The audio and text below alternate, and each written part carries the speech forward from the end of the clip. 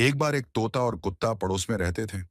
तोते को बोलने की आदत थी और कुत्ते को भौंकने की। एक दिन तोते ने कुत्ते से मजाक में कहा, तुम हर वक्त भौंकते क्यों हो?